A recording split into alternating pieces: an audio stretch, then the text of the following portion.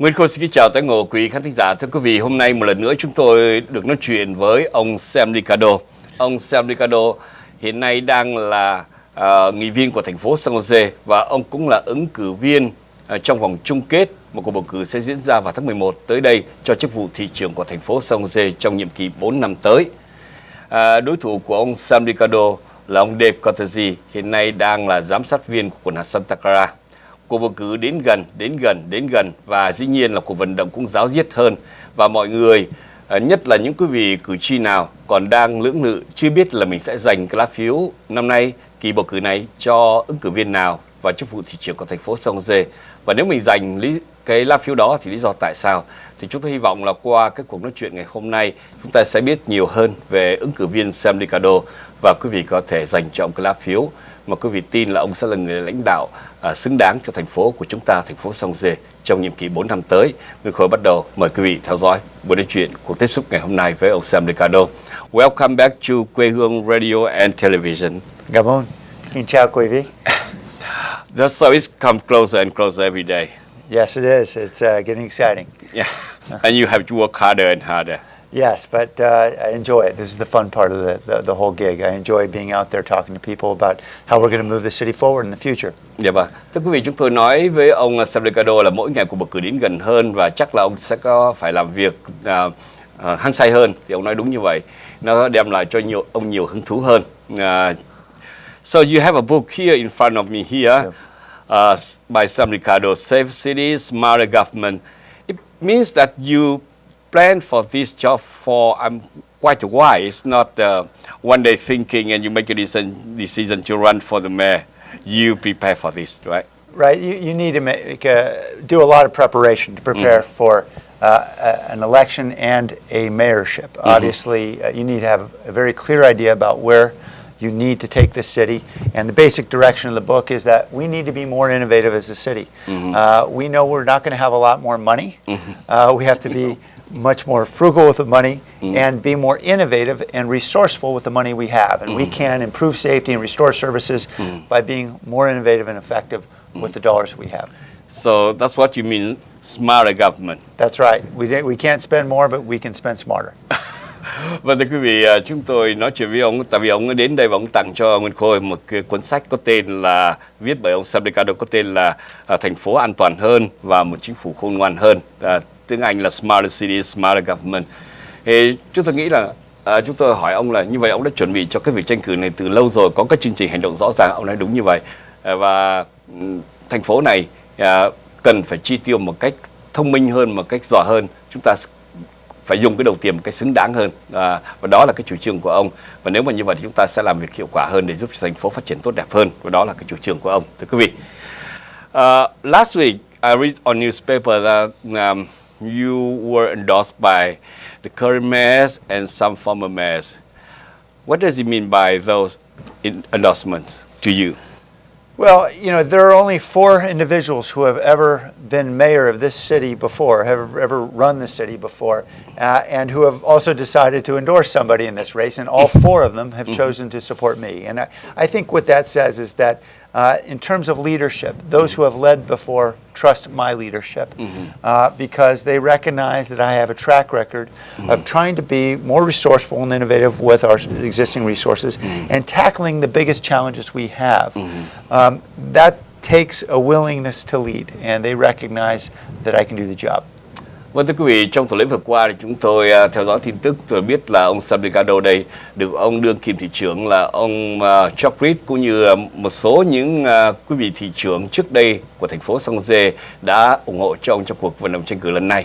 Chúng tôi hỏi ông cái điều đó có ý nghĩa gì thì ông cho biết ông rất là hãnh diện về cái chuyện đó, và đây là cái chứng tỏ những người đó, những vị cựu thị trưởng đó hoặc là đương kim thị trưởng đó nhìn vào cái kinh nghiệm của ông, cách làm việc của ông, thành tích của ông ấy, và tin rằng ông sẽ là người lãnh đạo xứng đáng của thành phố trong cái nhiệm kỳ tới, cho nên họ đã bày tỏ các sự ủng hộ đó. Dĩ nhiên ông rất là vui, thưa quý vị. Congratulations for those endorsements. Thank you. Thank you. And on some election campaigns, they have slogan like change, change, change, like President Obama. I still remember for 6 years ago, yes, when he ran for election the first term, the slogan is "We can change." Yes.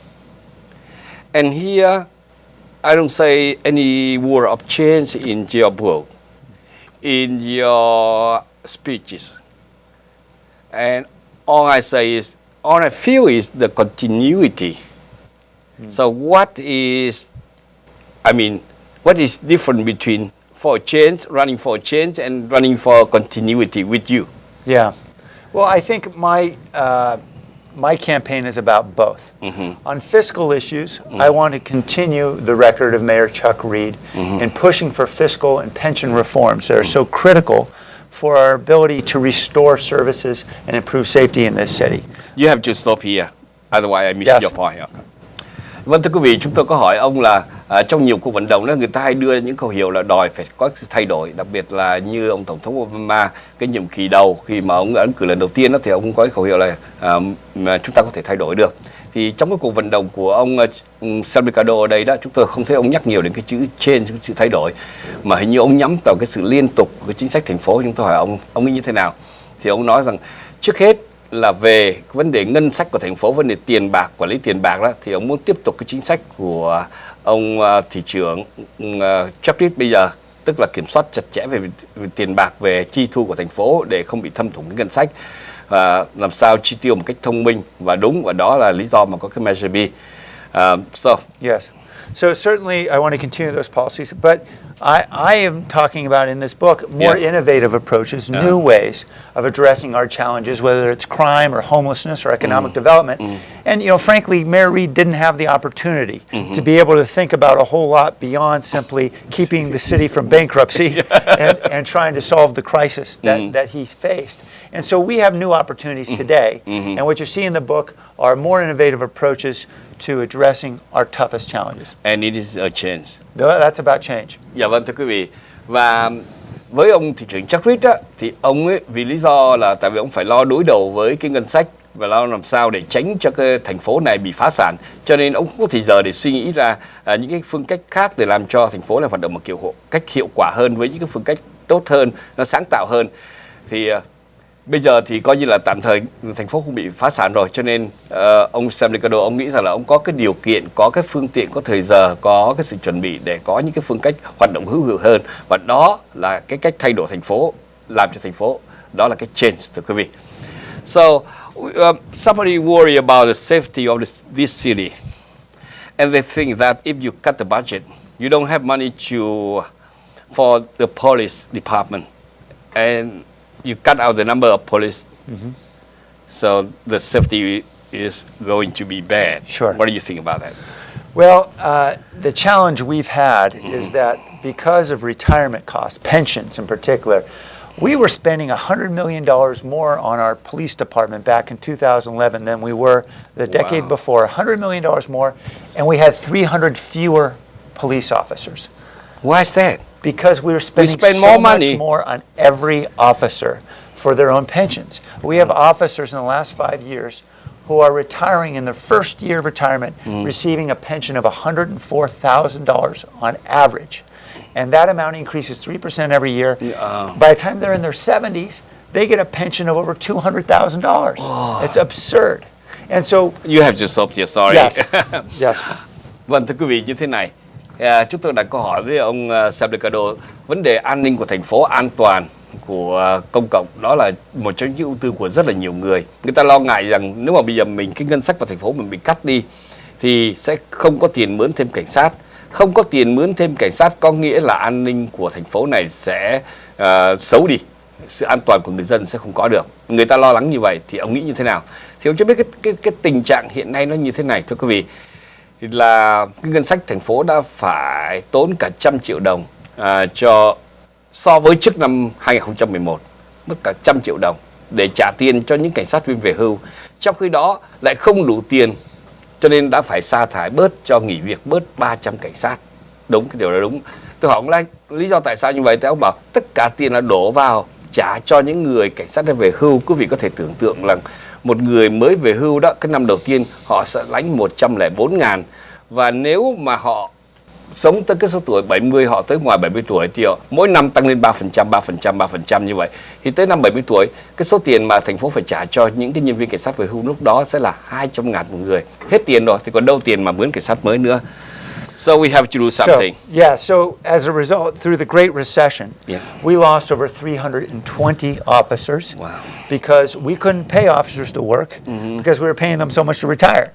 And so I and Chuck Reed pushed for reform. And last year, I crafted a plan that would take the roughly $30 million in savings we had last year to accelerate hiring of police officers and to improve retention by restoring some pay. We implemented that plan. We've added our third police academy. We're hiring now as a result of those efforts. Vâng, và thưa quý vị, với những cái sáng kiến của ông Liccardo đưa ra, với cái sự đồng ý của ông Chuck Reed thì trong năm vừa qua họ đã tiết kiệm được 30 triệu và cái số tiền 30 triệu được dùng để mướn thêm cảnh sát viên mới cho thành phố San Jose. Đó là những cái thay đổi, những cái sáng kiến mới mà ông Liccardo đưa ra. So you were a lawyer, you work as criminal prosecutor, right? Yes. What is your experience in that field help you today as a council member and as a future mayor of San Jose? Yes. Well, you know, I prosecuted sexual assault crimes in the district attorney's office, and I learned very early on that it's not just a badge and a gun that keeps us safe. That it's so critical to have good relationships in the community, and that means you need officers and other individuals who speak fluent Vietnamese or Spanish or the language of the community when you're dealing with witnesses and victims and people who want to help. It's critical that we get through those language barriers. So communication is very important. It's absolutely essential. And then we have to rely on a lot of partners. We have to rely, for example, we have to expand after-school programs and expand job programs for teenagers in the summertime so that we can get to the kids before the gangs do. That's critical. So not everything we do that has to do with improving safety requires a gun and a badge. Vâng, thưa quý vị, chúng tôi hỏi ông Liccardo là trước đây ông đã từng là luật sư và sau đó thì ông làm cho công tố của quận hạt và ông nói rằng ông đã làm cái ngành đó và thường truy tố những tội phạm ra tòa. Thì qua những cái thời gian mà làm việc như vậy, ông rút được một cái kinh nghiệm rất là quan trọng. Đó là cái tội ác đó, cái tội phạm đó, nó không phải là nó chỉ có cảnh sát hay là súng đạn mà có thể làm giảm được cái tội phạm, mà cái sự liên hệ giữa cái nhân viên công lực và cái quần chúng, người dân nó mới là quan trọng. Đó là lý do mà ông sẽ có cái chương trình là tuyển mộ thêm, làm sao để có thêm nhân viên cảnh sát nói được các ngôn ngữ của các sắc tộc khác nhau, nói được tiếng Mễ, nói được tiếng Việt, nói được các tiếng khác của những sắc dân ở trong thành phố này. Rồi bên cạnh đó là có những cái chương trình giúp cho tuổi trẻ sau giờ học học thêm, hay là tuổi trẻ đi làm sao để chúng ta có thể đến với các em trước khi những cái giới tội phạm, những cái băng đảng nó đến được với các em, thì chúng ta sẽ làm giảm cái tỷ lệ tội ác của thành phố này. Rồi đó là cái kinh nghiệm của ông. So you're talking about Vietnamese. What do you have any plan for Vietnamese? I know that you have 10 commitments for Vietnamese. Yes. So talking about that, or you have a plan. Last time you told me that you have a plan for some Vietnamese restaurant in San Jose Airport. Right. So say more about that. So I committed myself to a pledge consisting of 10 general areas of commitments that I'd make to the Vietnamese American community if I'm elected mayor. And I decided there's no point in waiting until I'm mayor. Let's start getting things done. So over at the airport, where we knew we routinely have what we call concession opportunities for restaurants and stores and other businesses, we do not have a Vietnamese American business in our airport. Here we are, the city with the largest Vietnamese American population in the country, and you wouldn't know it. Travelers have no idea about the extraordinary richness of our community. And you have hundreds of Vietnamese restaurants in this area, right? Yes, we certainly do. I know there are plenty that could do very well in the airport. So we're not doing a very good job reaching out in the community. And so just a couple of weeks ago, I mandated that we have an explicit plan for reaching out into the ethnic chambers of commerce, through Vietnamese language media, through all the community partners in the community to ensure that every immigrant-led business has an opportunity to be able to get into the airport. Vâng, thưa quý vị, tại vì ông ấy có nhắc tới chữ Việt Nam đó, cho nên tôi hỏi ông là về cái chương trình với người Việt Nam, thì ông nói rằng ông đã có 10 cái điều mà ông ấy ước nguyện với cộng đồng Việt Nam, mà thì cái điều đó, cái chương trình đó đã được phổ biến rộng rãi rồi, nhưng mà không phải đợi đến khi nào mà đắc cử làm thị trưởng rồi mình mới bắt đầu làm cái chương trình 10 cái điểm đó, mà mình có thể ngay từ bây giờ. Cho nên ông đã xúc tiến và liên lạc với lại Chamber Commerce là sẽ cố gắng để thúc đẩy làm sao để có những cái nhà hàng Việt Nam ở trong khu vực của phi trường San Jose này. Khi một người du khách đến thành phố San Jose này, nếu họ biết rằng là đây là thành phố mà có đông người Việt Nam nhất trên toàn nước Mỹ, mà lại không có một cái nhà hàng nào, không có một cửa tiệm nào của người Việt Nam ở trong cái khu vực của phi trường của thành phố San Jose, thì đó là một cái điều thiếu sót. Cho nên ông sẽ làm cái công việc đó, và hy vọng là các giới truyền thông cũng như các chủ nhân, các cơ sở thương mại có thể góp một cái bàn tay với ông để thực hiện làm sao để chúng ta có những cái nhà hàng bán những món ăn Việt Nam, Vietnamese food in San Jose Airport. That will be good. Yes. Sounds good. Be a good thing.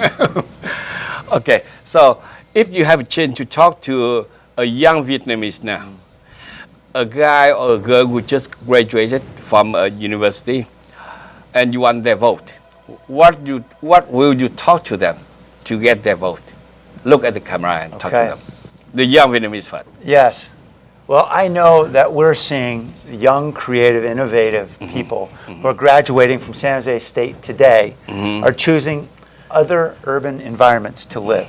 They want to be in a vibrant place like San Francisco. And as a result, we are losing our most talented young people to those other big cities. I have a plan for a vibrant urban center here in San Jose. It's already underway. We're seeing high-rise development happening as we speak. Yep. We're seeing extraordinary growth in restaurants and stores in our downtown area. We're going to create a great, wonderful, vibrant place To keep where the young people here. will want to live and work and play. And as a result, we're going to capture a lot of that talent, and the companies will come to us rather than going north to San Francisco. Và thưa quý vị, chúng tôi nói với ông như thế này: nếu mà bây giờ ông muốn nói chuyện với cái giới trẻ của người Việt Nam, đặc biệt là những các bạn mà mới tốt nghiệp đại học xong, các bạn trẻ nam hay nữ đó, ông nói gì với họ để họ sẽ bỏ phiếu cho ông kỳ này? Thì ông nói như thế này, thưa quý vị, là thành phố San Jose này mất rất nhiều những cái tài năng trẻ, những người tốt nghiệp từ các trường đại học, đặc biệt là trường San Jose State ra. Các em rất là giỏi, nhưng mà các em thích những cái đời sống nó ồn ào, phố thị, và các em chọn San Francisco. Thì theo ông thì chúng ta có thể làm được đó được tại San Jose này.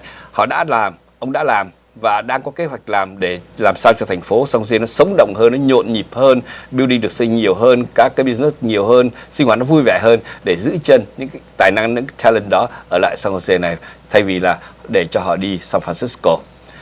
So with the older generation, what will you talk to them? Well, what I've really discussed at great length in the book is how we can make a city that is first safer for all of us, and that's critically important. And secondly, that is affordable for all of us. We need more affordable housing in this city. It's an issue I've been a leader on the council, and I'm pushing forward this November with an initiative that is going to require developers to pay a fee that will enable us to build more affordable housing in this city. That's something I support. My opponent opposes in this race. And I don't think he understands how critical the need is for affordable housing in San Jose right now, particularly for our seniors who are so stretched with very limited incomes. Và thưa quý vị, còn chúng tôi hỏi ông là với những người trong cái thế hệ lớn tuổi hơn thì ông sẽ nói gì với họ? Thì ông nói rằng thành phố San Jose này đang cần nhà với cái giá vừa phải, mà đối thủ cho nên đã có những cái chương trình, đang có những cái chương trình xây dựng những căn nhà với giá vừa phải để cho những người cao niên, những người mà lợi tức thấp, giới hạn có thể có được căn nhà, có được cái nơi sinh sống. Đối thủ của ông không ủng hộ chuyện này, không biết lý do tại sao. Và làm sao cho cái thành phố này an toàn hơn, sống một cách thoải mái hơn và sống được nhờ những cái housing như vậy. Thì đó là những cái chủ trương, cái làm việc của ông Sam Liccardo. So that's about it for today. Hopefully next time, if we still have a chance, if you still have time, you can make your time, you come back here and talk more about your election coming. Gamoon, I would love that opportunity. It's been a great pleasure of mine to be on the show. Yeah, thank you, John. Thank you. Thank you.